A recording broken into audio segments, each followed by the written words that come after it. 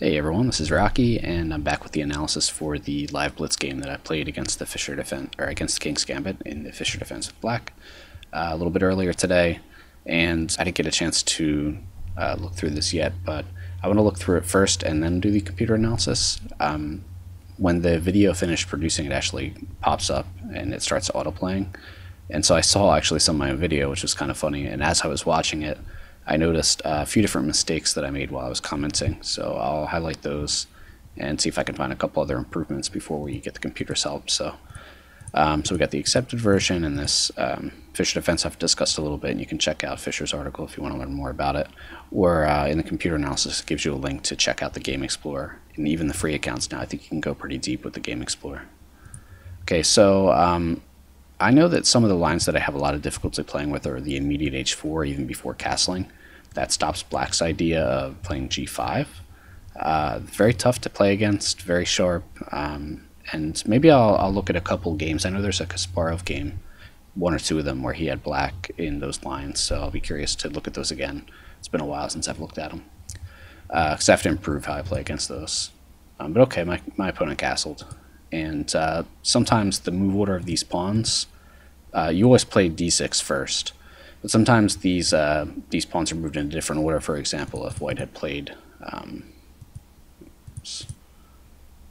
sometimes you see like an immediate d4 with the bishop just attacking this pawn, so you have to play here first, and the queen is protecting this g5 pawn, so you just have to be careful you're not pre-moving, I guess is what I was trying to say. But anyway, bishop c4 is the book move, I'm pretty sure. And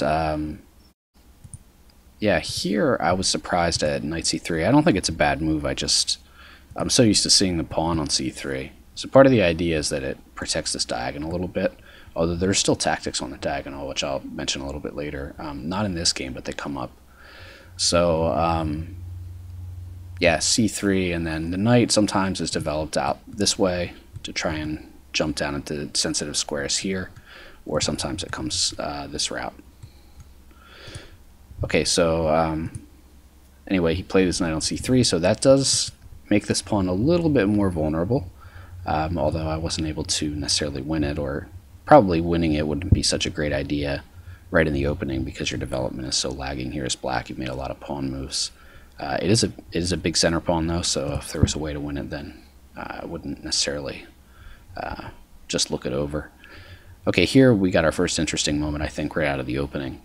I'm not sure if this is the best move here for white, because sometimes white wants to try to put a piece on the c5 square, and I was mentioning I didn't really want to move this pawn because I like to have a pawn protecting this square, even if I'm allowing this capture, and then I still have a presence on e5 just to keep a knight out of there. But here I thought about playing d5, and I'm still kind of wondering if that was a better move. Just shutting out that bishop. I mean, he can go back to b3 and keep an eye on this pawn, but if I want later, I'll be able to play c6, and I should be able to defend that pawn pretty good. I do have to be a little bit careful about this pawn, because if, for example, my f-pawn were to move forward and he didn't take it, then he could have a protected passer. But if we got something like this structure, I'm not saying that this would be my next move, but let's say that the game goes on, it simplifies. At some point I could probably play f6 to challenge this pawn, and he has no f-pawn to push up and protect this pawn.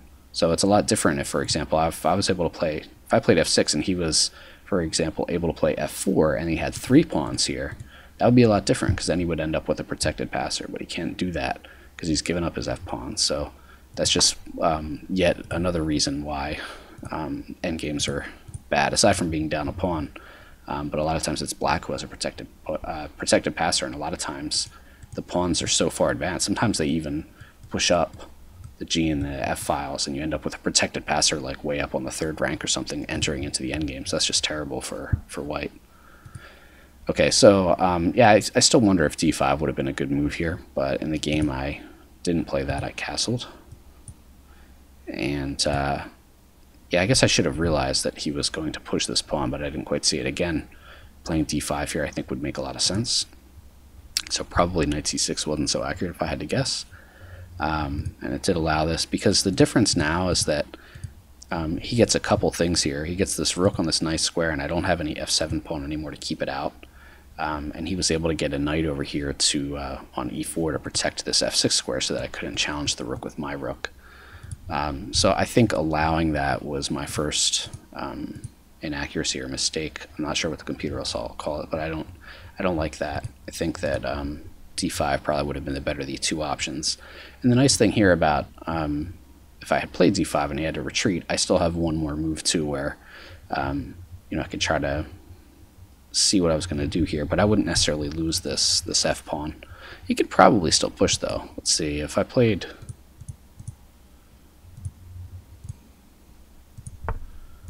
Like this, I wonder if I could always play the bishop out just to shore this up. And actually, if he pushes it, I'll be able to take it. And I don't think the exchange sacrifice would really net him anything because he just doesn't have enough pressure. So yeah, I guess that. So d5 probably would have been better, but okay. So here I played knight c6, and we got this rook infiltration. One thing I wanted to mention too is that if you look at this diagonal, like before he moves the pawns. So let's say he had played c3 here, and let's just make some moves here. Not sure, these probably aren't the best moves, but I wanted to just show you a common tactic. So let's say he gets aggressive with his queenside pawn. Sometimes that happens. And you've got your knight here. You could end up in a situation where like let's just say he moved this knight. Like let's say he went for an exchange sacrifice so that he could get his knight in. Already here, I don't know if it's probably a good idea here because probably I should protect this pawn by moving this knight. But just for the sake of example, I'll show you that a lot of times you can take this pawn on d4 because after takes you fork the king, the rook in the corner. Now that's a really bad idea right now because he takes this pawn with check with the queen, but it is something to look out for, and a lot of times I miss it because a lot of things have to happen for this to work. For example, he has to have probably moved the b pawn so that these are the only two pawns here, and he's got to have moved this knight, and you got to have your knight on c6, and it hasn't gotten kicked, and there's nothing else in the way. And he hasn't developed his dark square bishop yet, so all those things have to happen. But it actually comes up quite a bit because you do often have your knight on c6, and white often does develop this dark square bishop quite late in the game, unless he uses it for an early sacrifice. And a lot of times white does push these pawns, so a lot of times those things happen, but it is something to kind of keep in the back of your mind that tactic's there a lot of the times. Okay, so let me just refresh this because I've got too many variations already. Okay, so we had this exchange and the rook infiltrates. Yeah, here I was deciding between queen e8 and queen d7 because queen e8 kept an eye on this h5 square. So as I mentioned before, like, okay, here I was already thinking like maybe he could try the sacrifice. What I didn't see, which I totally forgot, was that his rook would be hanging here. But it would be interesting if he could play d5 here, and then after knight moves, then infiltrate the queen. He is threatening this pawn, and my queen isn't on its original d8 square to protect this pawn, like if I had moved this knight. So yeah, it'd be kind of interesting. I think here I think I can safely play this move. I mean, because if he takes here, I just take, and well, he does. Yeah, he's getting something, but I think I can safely propose a queen trade here on f6 or maybe another square, and I don't think he is getting enough. Like, he would have to move, he's not going to trade queen, so after I bother him with the queen trade, he's going to move the queen probably back to like g3. He would be able to bring his knight in, though. That's kind of annoying, and he is getting his rook over pretty quickly. So maybe there's something, but I don't think that I should. If I defend right here, I don't think white has anything. I think I'm just winning. So yeah, so I guess that sacrifice was not working even with d5, although I didn't think about that in the game. So again, I had some pretty poor calculation going on. Okay, so we didn't have that sacrifice, obviously. And he just played d5 right away. And now he has two knights looking at this, so I felt like that sacrifice was more imminent, so I just chopped this one knight. Again, exchanges are in my favor. I didn't see before I took the knight that he would have to take with the pawn in order to keep this pawn protected with his queen. Although I kind of wonder if, given the game continuation, if maybe even sacking this pawn. I mean, I don't think he can sack this pawn. That's the problem, because I'm on this rook. Whoops. I'm on this rook, and this sort of discovered check doesn't work, because at the very least I can just take with the knight, and the knight's not hanging. And I mean, even if something like this happened, that's still okay for me. Oh, it's actually mate, right? Okay, so can't even take that pawn. So where was he? Yeah, so I guess probably he can't take with the queen just because this rook is hanging. So I guess he had to do it the way he did in the game, but now his king is a little more open, and a lot of times you see this in the King's Gambit where if white doesn't get an attack and doesn't play aggressively enough, then you start to get some trades in, and black has this beautiful pawn structure. He's up a pawn. He's got further advanced pawns for the endgame, and a lot of times he has a nice route for his king too, because he doesn't even have to make like a f-pawn move to get it out.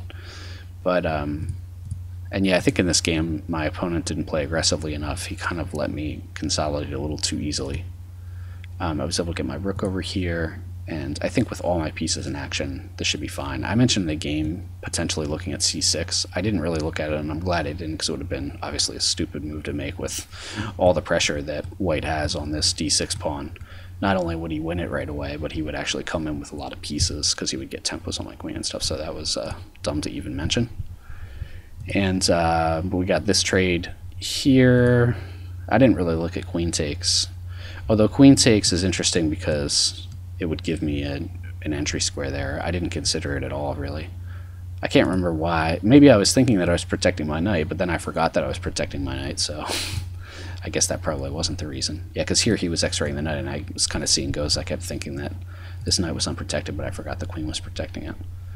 Okay, so anyway, it's funny that my just idiotic failure to see that I was protecting my knight is one of the things that made me look at this knight h4 move. But I think that this is the better move, because even though knight d4 is a really nice outpost for the knight because it's right in the center of the board, I don't think it's that stable, because just after something like this and the bishop's coming here, I'm going to have to move the knight back probably, and then there might be a quick exchange of bishops here, and then I've got one less defender of my king. The bishop paired with these pawns on the dark squares actually isn't a great complement. You would rather have your pawns on the light squares, protecting the light squares, and then the bishop on the dark squares, which you would see, in most fianchetto positions. So it's not that I would mind a trade of the bishops, but I'd prefer to see it when there's a little less attacking potential. I mean, his attacking potential is really diminished right now, but if he was able to play bishop b2, get his rook over, and then maybe get his queen over somehow, there might be a little something to try to win some material back. So probably it's not working, but I think it still will be a little dicey, so I'd like to try to hold on to this defender, because sometimes if sacrifices do happen on the queen side and the king side, and white gets like a queen infiltration, he gets a rook infiltration, your bishop sometimes can be sort of a last bastion of hope, especially if these pawns start to disappear after sacrifices. So a lot of times you're not getting checkmated right away is what I mean. Okay, so anyway, I think it was correct to move over here, even if I originally did it for, if I was motivated to do it at first for the wrong reason. But I did see that I was going to be able to get my queen in here, and it's funny, I was totally blind to my own double threat here of mate for a second. But yeah, obviously I'm also threatening this pawn. I can't protect both, so like moving the rook over would have just been mated. And here it's terrible, obviously. He does have some potential discoveries on this rook, but I'm playing things with check, so he's not going to get that in. And actually, one other thing that I missed here was right here. I was actually thinking about playing this bishop check, which I think would be a huge blunder, actually. I mentioned that in the game, but what I didn't see until I was watching my own video is that he could just take this, because if I take the queen here, he's got this fork. And then, oh, actually, although, even further that I didn't see, yeah, here I think I'm just trapping this knight. And he can't even really kamikaze himself in a good way. Like, I mean, he could move somewhere and force me to damage my pawn structure a little bit. But, yeah, I don't think that, like, maybe he could get rid of it this way. so that I've got a backwards pawn, and then maybe he could try to win that. But my rook's already behind it, and it also gives me a nice king route, so I don't really think that's much of anything. So yeah, okay, I didn't see. In the game, I missed that f6 was a forking square. And then as I was watching my video, I missed, I think they call that a quiescence error or something, where you don't calculate far enough. I missed that I would be trapping this knight, so actually that would be okay to play. And then black is just fine again because he's still a material and he's still got his nice structure. Okay, so yeah, that was kind of funny. I thought I had an improvement, and I actually did just find one now, but after making a second mistake. But okay, so we got this in the game, and it feels like there's probably a mate somewhere. This was a nice shot. Can't take with the queen. Nice tempo here. There might be a, well, I don't know if there's a mate with the queen still defending, but here, I know I've watched some videos with Simon Williams, so GM Simon Williams is fun to watch. He's got a good sense of humor, and he likes attacking chess, so he makes videos on his own YouTube channel and also for chess.com. And he always mentions that you need 3 pieces actively attacking to carry through with your threats or to checkmate. And here I do have 3 pieces, so I was saying in the game that probably there is a mate here. I just ended up just playing, just like taking all the material.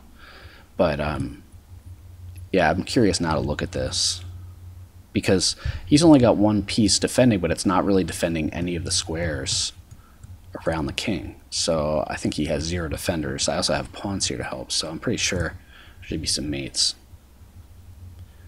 I have 2 checks, so rook e2, and I have f3. If I play rook e2, actually he can't attack the rook because the knight has these squares covered and the rook would have this square, so he would have to move front or back. Rook e2, if he goes forward,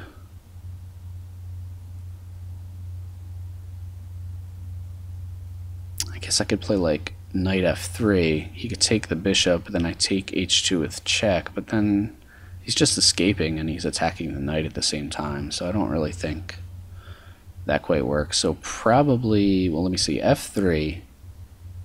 Again, he can go forward or backward. Although I think the difference with that check is that your pawn is closer to queening. Like, he won't ever be able to take this knight because I'll just queen. So probably f3. So f3, if he goes to g3, another difference of the f-pawn push is that it opens up the dark square diagonal. So f3, if he goes to g3, I've got a check here. And that's looking pretty bad, plus the bishop will be looking at this pawn, which means actually that it wouldn't be able to go backwards, right? It's like if he goes backwards, well, he can't go to this square, right, or this square. That's all covered by these pieces. But now just rook e2 covers the knight, and I don't really know how he... I don't think there's anything he can do. I mean, like, just to make some moves, for example. Now I'm looking here, and like, I don't know.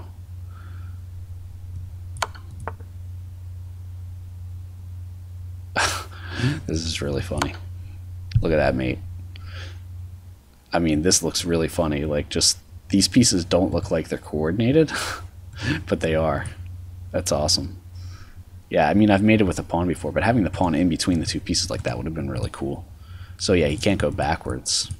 And if he goes forwards after f3, well, here, yeah, I get that check on the diagonal. And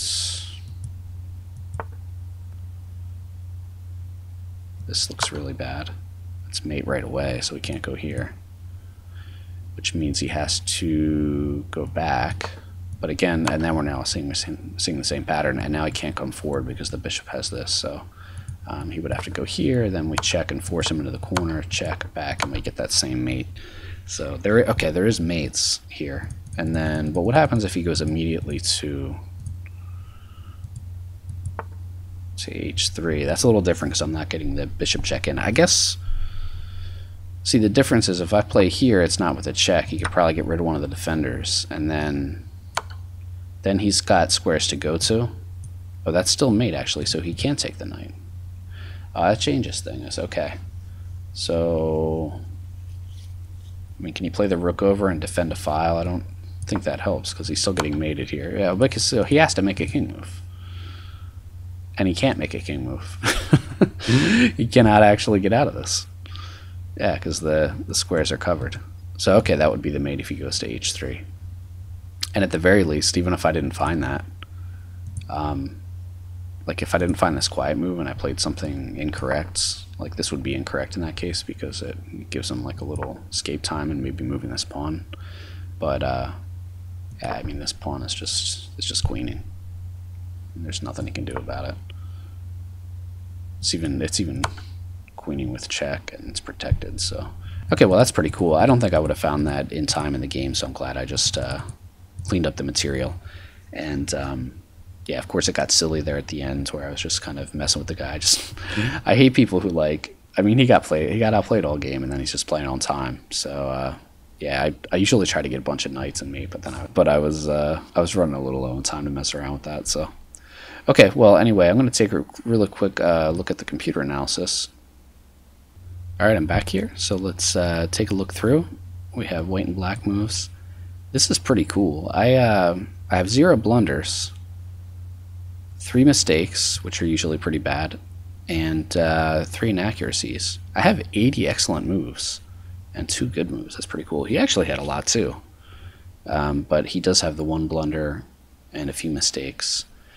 And yeah, I think the thing is, like, in the Fischer defense and a lot of defenses to the King's Gambit, if you accept the pawn, you do have to play really precisely as black or you can get totally crushed. But if you do play correct moves and you defend well and you consolidate your advantage, then white is kind of lost, like, I mean, just like 100% of the time. So I think that's what Fischer's argument was. But I always find that, like, when I'm looking at these positions afterwards, that I really am in a great position as black. Like, even if I manage to screw up and blunder into an attack, at least I know that, like, I had a solid position and my mistake is, you know, something I can learn from where I can defend more precisely. Whereas, like, white, there's a certain point where, like, if black is playing well enough, he's just going to lose. So yeah, I think that I'd rather be on the black side of that. And I think it's hard to say the same thing for some other gambits like Smith-Morra. I think there might be, you have to really know what you're doing, but I'm really in the beginning stages of learning it, but I feel like there's a little more chance to it. But maybe, you know, people who are King's Gambit players, maybe they disagree. So okay, anyway, let's see how we did here. So yeah, e5, the computer thought was a little premature. Wanted to play b3. It makes sense to get the bishop out on this diagonal, especially before I have pressure and potential tactics here. So I think he would safely be able to do that. I haven't seen too many people play this way exactly. The knight seems like it's in the way. I just think it seems in the way on c3. But and let's see, yeah, this knight c3 was like, it's not even in gray, so it's considered an excellent move, at least by the chess.com computer. Okay, so what's going on here? Rook e1, the computer didn't like very much. Yeah, I usually see the rook on the f file. I mean, one of white's ideas, not always, but is to try to pressure f7. So you have your bishop on it. Sometimes you'll see a sacrifice, even something like where, like, if a pawn push comes. Oops. Oh, I can't move the piece in the house. But if a pawn push comes, like, a lot of times you want to meet g3 with g4. And then after the knight moves, then you can play f3, and you have this pawn duo, super advanced pass pawn, just like crunching white's king position. So basically, white has to sacrifice. I mean, the pawns are going to win the end game if they get that far, so you might as well take them off in the middle game as white and try to get an attack. So just trying to blow open black's king cover. And yeah, so a lot of times if g3 and then g4, white won't even move the knight. He'll just take this pawn with the bishop, and black will take this knight, and then white will take with the queen. So if you can imagine it, you would have rook and queen. Whoops. Where if you got those sacrifices, you would have rook and queen both looking down here at f7, and you'd have the bishop looking at f7, and I only have one piece protecting it. Having said that, even in those sacrifice lines, where white gives up a piece for 2 pawns, first of all, they were down a pawn to begin with, so it's a piece for 1 pawn. Second of all, even if white is able to win this pawn on f7, you can play king h8, and like after bishop takes in some of those lines, and your king is pretty safe over here. The light squares are a little dicey, but you should be able to get your light square bishop over to help defend. The positions, I mean, objectively, they're just lost for white, I think, like most of the variations, if black is not doing something too bad. But again, it's very hard to play as black, so I'm not here claiming that it's... I mean, you can have a lot of fun with white playing those positions because you do get attacks. So, okay, so anyway, I played knight c6 here. Again, I think maybe d5 would have been interesting, but the computer doesn't seem to have a problem with it. Oh, the computer analysis went away. Yeah, it seems a little buggy at the moment. Okay, so yeah, I think I just felt like... Yeah, okay, here we go. I felt like allowing this e-pawn push was not a great idea. Yeah, okay, here we go. The computer is putting this in gray, so it's one of my not excellent moves. Just because in the game situation, it seemed like it was not a great idea to allow this rook in and not be able to have an f-pawn or a d-pawn to challenge it. Also, he was able to get his knight in to e4 to cover f6 so that I couldn't challenge his rook with my rook. So I felt like he had some good, well-posted pieces there, and I didn't really like that. So if I had to do it over again, probably I would try to insert this move. It does weaken e5, but there's a pawn on e5, so he's going to have to sack that pawn if he wants to try to get a knight there. And then he would be down 2 pawns, and I might be able to trade off that knight anyway. So I'm not really sure if that's such a big deal. Yeah, so I'm interested here to see what the computer says about allowing this. I mean, it said that knight c6 wasn't necessarily an excellent move, it just called it a good move, but it also says that e6 is an excellent move. I thought it was a pretty good idea by him to try to get his rook in there, but in the end I guess it didn't really amount to anything, so maybe that's why it wasn't considered so great. Yeah, queen d7 was my other. It's kind of funny, I was able to kind of identify my not so great moves. I wasn't sure where to do it, but the computer agrees with both of those, so I guess maybe queen e8 would have been a little bit better to keep an eye on that square, as I mentioned in the analysis. Or maybe there's another reason for it. But okay, I was just got some trades in here, and it looks like this is all pretty good from my end. Yeah, okay here, so the computer did want to play queen takes, probably with the idea of infiltration. So here, if queen takes, this is a line given by the computer. Bishop check, this diagonal is really weak, so whoops, a lot of times you can get your bishop in there at a timely moment.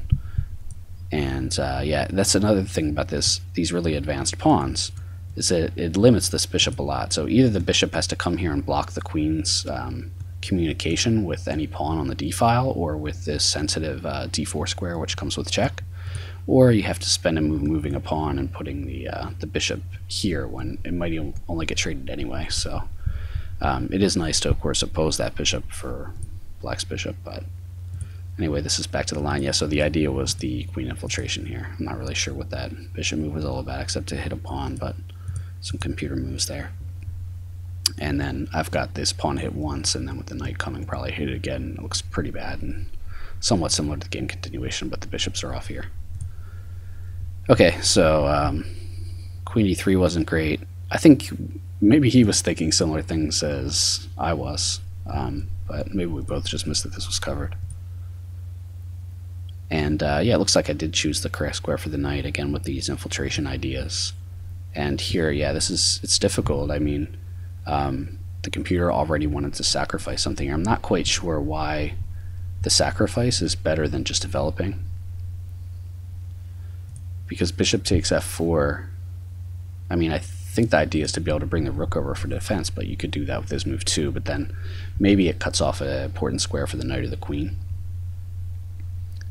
I don't quite see why I wouldn't be able to take that, but maybe there's some trick. Okay, well, anyway, I made the correct move here, and this is really going downhill for white, so yeah, this was all correct.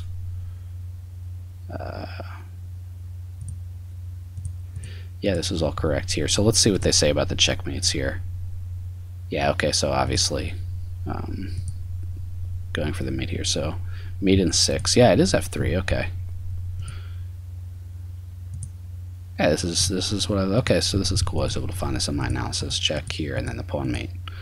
Yeah, so pretty cool. I mean, it doesn't show the other lines. I would have to load it into Stockfish or something to see all of them, but I think we was able to establish that this pattern would happen a couple times in a couple different lines. So yeah, and then the rest of this probably doesn't make sense to look at. So yeah, okay, there was a couple ways that I could have improved this game. Overall, I think I played pretty well. I think my opponent didn't put a lot of pressure on me, and if he had, then we would have probably seen a much more interesting game. Hopefully I'll get another live game with the Fischer defense, and we'll see if my opponent plays the sharper stuff, and if I can survive that. It is really tough. So alright, I hope you enjoyed that, and I'll see you around.